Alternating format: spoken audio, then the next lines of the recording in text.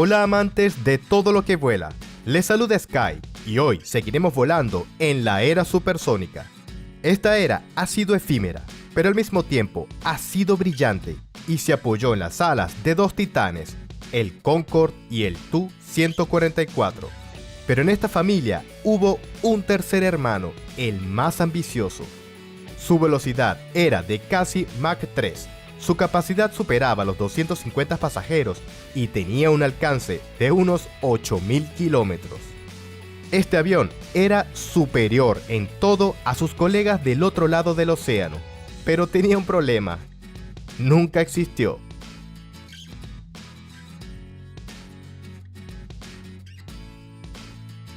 El Boeing 2707 era un avión supersónico, o mejor dicho, un proyecto de un avión supersónico desarrollado en los años 60.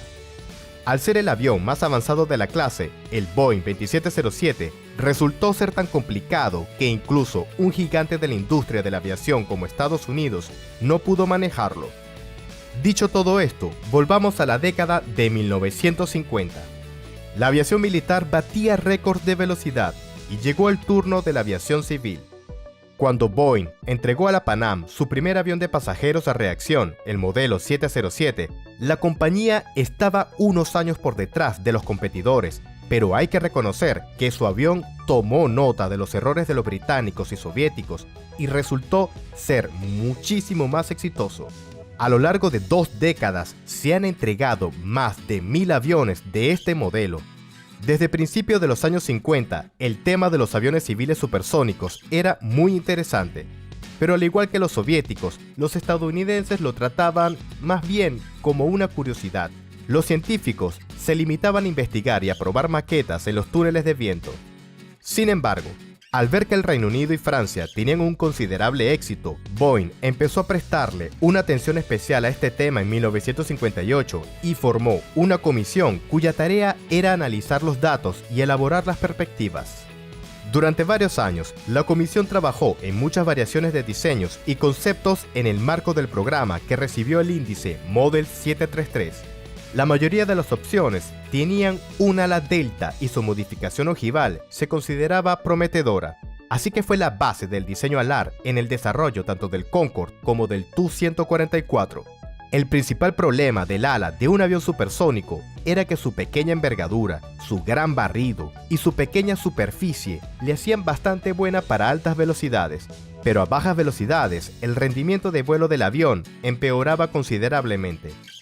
El concepto del ala delta con la curva conopial, que también se llama ojival, básicamente resolvió este problema.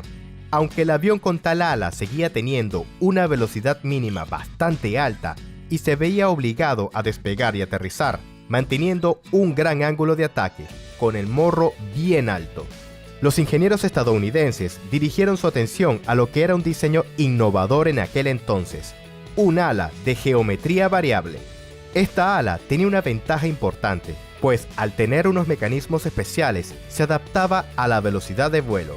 A altas velocidades, el ala tenía un barrido máximo, lo que permitía a la aeronave romper la barrera del sonido, y a baja velocidad, su barrido era más parecido al de las alas de los aviones subsónicos convencionales, lo que tenía las ventajas correspondientes. A principios de los años 60, hubo muchos partidarios de este concepto e incluso se estaba aplicando. Justo en esa época, General Dynamics creó el avión polivalente F-111. Tras realizar investigaciones y concursos dentro de Boeing, se llegó a la conclusión de que este diseño era más prometedor que el ala ojival. Ahora veamos el panorama un poco más amplio. En 1961, la administración del recién elegido presidente John Kennedy se ocupó de los problemas del desarrollo de la aviación civil. Su crecimiento exponencial amenazaba a causar problemas y las autoridades se planteaban diferentes soluciones.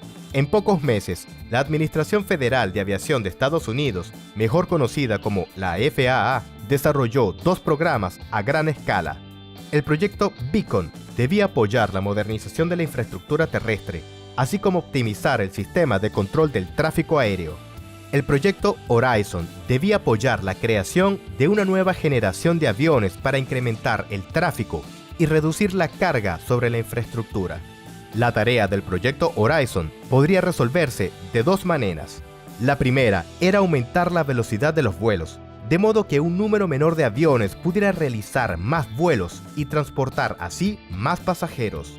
La otra manera era todo lo contrario, aumentar la capacidad de los aviones, de modo que un número menor de aviones transportara más pasajeros por cada vuelo a velocidades normales. Los dirigentes de la FAA promovieron activamente la creación de aviones supersónicos, ya que se creía que este tipo de aviones acabaría dominando el tráfico comercial de pasajeros. Sin embargo, este concepto se enfrentó en Estados Unidos a la oposición de los partidarios de aumentar las dimensiones de los aviones. La idea avanzaba con mucha resistencia, ya que los funcionarios de la FAA no contaban con el apoyo de la administración presidencial de Kennedy. Por ejemplo, Robert McNamara se mostró francamente escéptico con respecto a los aviones supersónicos, ya que consideraba que la industria aún no estaba preparada para este tipo de máquinas. La opinión de este hombre tenía peso, ya que era el secretario de Defensa de Estados Unidos. El debate continuó durante mucho tiempo. Los partidarios de los aviones supersónicos insistieron en las ventajas de la velocidad, que podría resolver el problema de la sobrecarga de la infraestructura. Los opositores, por su parte, destacaban los posibles riesgos medioambientales, así como los costes prohibitivos de mantenimiento y combustible. Pero los europeos pusieron fin a la disputa. En 1962, las empresas BAC y Sud Aviation formaron un consorcio y anunciaron oficialmente el programa de creación del primer avión de pasajeros supersónico. El proyecto contó con un gran apoyo tanto de Londres como de París, y por aquel entonces el concepto de los vuelos supersónicos prevaleció. Todo el mundo estaba convencido de que estos aviones conquistarían el cielo, y al haber creado primero un avión de este tipo, los europeos conquistarían el mercado de la aviación civil. Esto preocupó muchísimo a los estadounidenses, que de repente se vieron al final de la cola. Como si no bastara con las noticias de Europa Occidental, pronto resultó que en la Unión Soviética también harían su propio avión de pasajeros supersónico. Que vamos por detrás de no solo los europeos, sino también de los comunistas. Y tengamos en cuenta de que todo esto ocurría después de que los comunistas fueran los primeros en lanzar un satélite, por no mencionar que un año antes fueron los primeros en enviar un hombre al espacio. Esto, por supuesto, ya era demasiado. Pocos días después del anuncio del proyecto Concorde, los dirigentes de la FAA enviaron cartas al presidente Kennedy afirmando que si los Estados Unidos no superaban el retraso de los competidores en el campo del transporte supersónico, Estados Unidos perdería decenas de miles de puestos de trabajo, miles de millones de dólares y muchas importantes competencias futuras. En general, una pesadilla y un drama, como todo tiene que ser. Además, los funcionarios de la aviación propusieron crear un avión capaz de alcanzar una velocidad de hasta Mach 3, más que los competidores, pero con una autonomía de unos 4.000 kilómetros, pues estaba pensado para vuelos nacionales. Así, sería más rápido y más barato, ya que el consorcio BAC Sud Aviation avanzó tanto en el desarrollo de su avión que simplemente parecía insensato competir en las rutas de larga distancia con el futuro Concorde. Otro argumento de peso para esta carta fue la declaración de Pan American sobre los planes de comprar los Concorde. El presidente de Pan Am, Juan Trippe, era una persona muy influyente en la industria y también era un partidario, aunque moderado, del tráfico supersónico, y declaró que Pan Am no puede ignorar esta tendencia, incluso si la industria aeronáutica estadounidense no fabricase este tipo de aviones. Al final, en 1963, el presidente Kennedy anunció el proyecto de transporte supersónico nacional y el trabajo arrancó. Todos los principales fabricantes de aviones estadounidenses participaron en la competición para crear el futuro avión. Lockheed y North American se pusieron inmediatamente a diseñar los fuselajes y las plantas motrices fueron desarrolladas por Curtiss Wright, General Electric y Pratt & Whitney.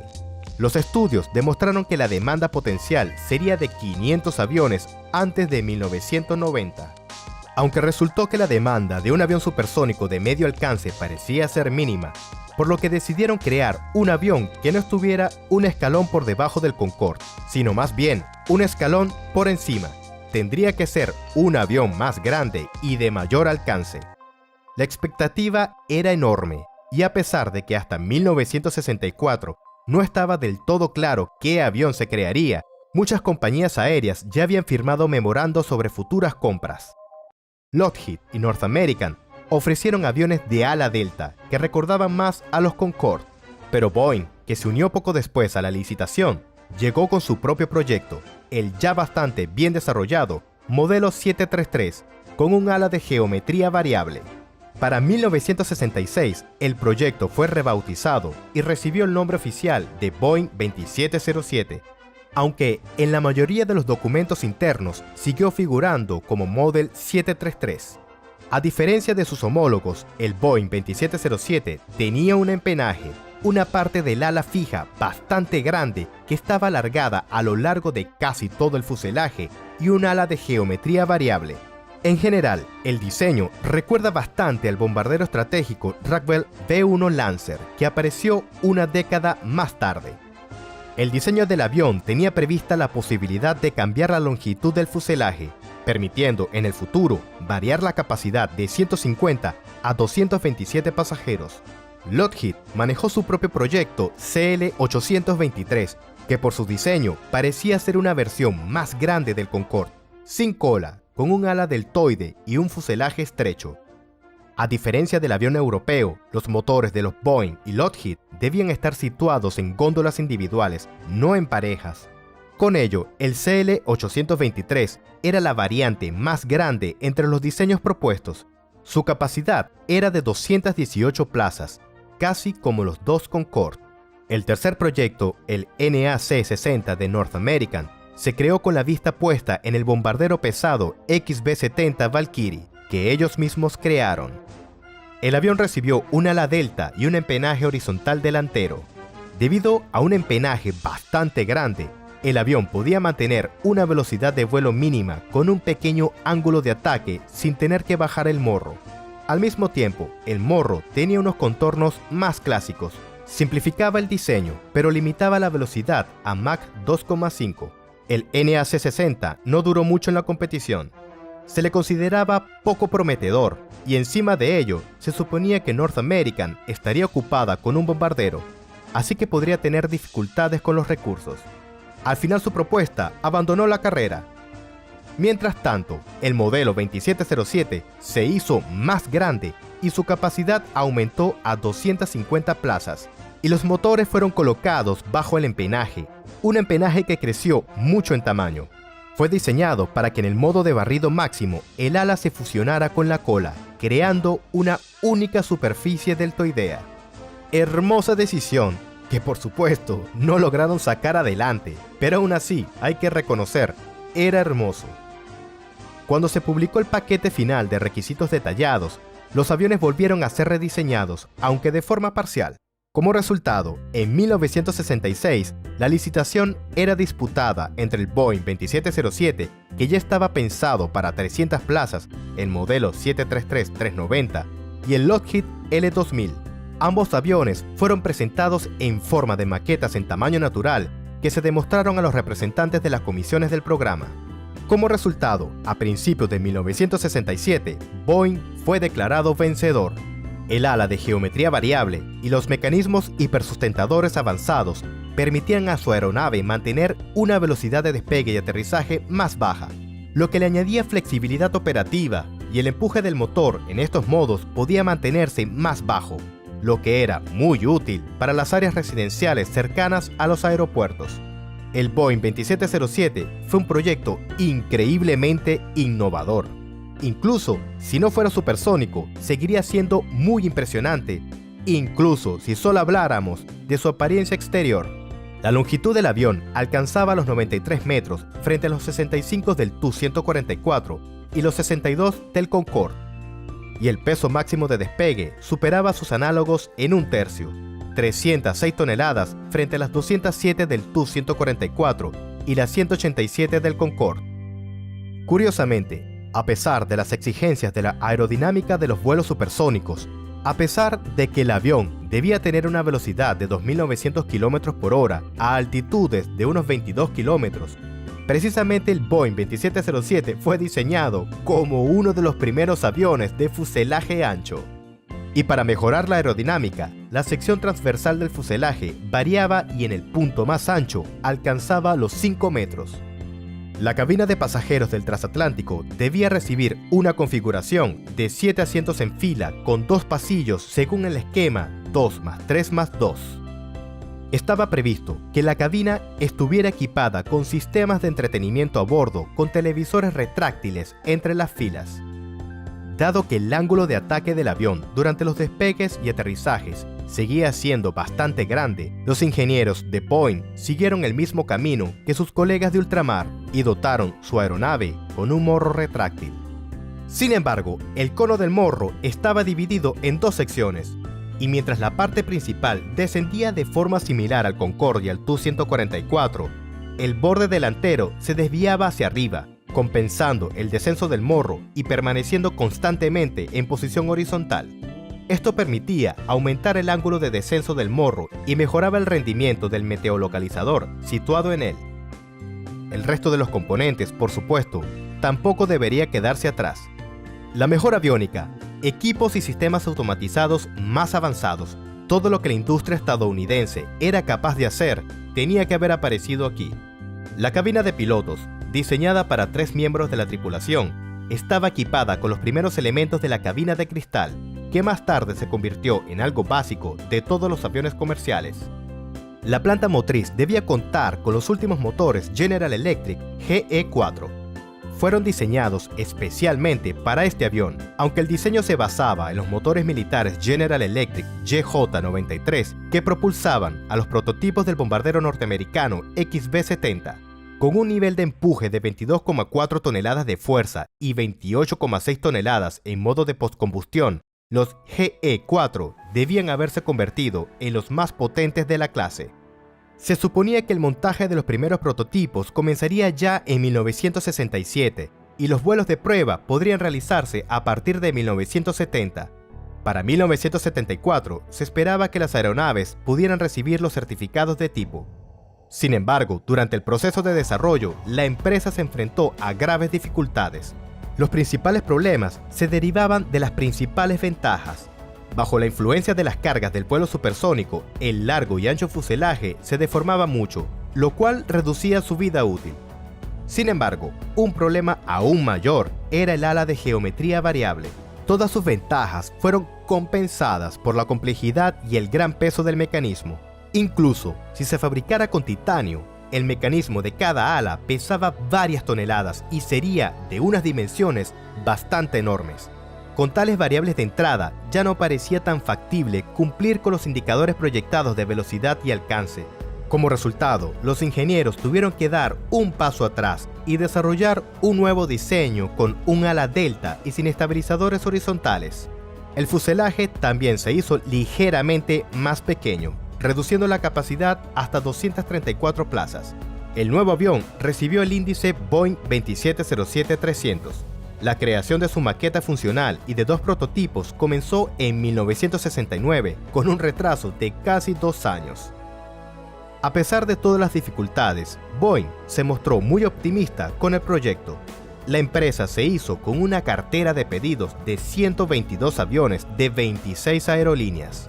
Se suponía que en los próximos años el modelo 2707 conquistaría el mercado del transporte de línea principal con una autonomía de unos 7.000 kilómetros, mientras que el Boeing 747 se posicionaba como un avión para vuelos a largas distancias de unos 10.000 kilómetros, así como un carguero comercial. Sin embargo, a pesar de todos los esfuerzos de los ingenieros, ni Boeing ni sus competidores extranjeros han sido capaces de resolver el problema fundamental de los vuelos supersónicos, el estampido sónico. En 1964 se llevaron a cabo varias pruebas en la ciudad de Oklahoma para comprobar el impacto sonoro de este tipo de aviones sobre las zonas pobladas.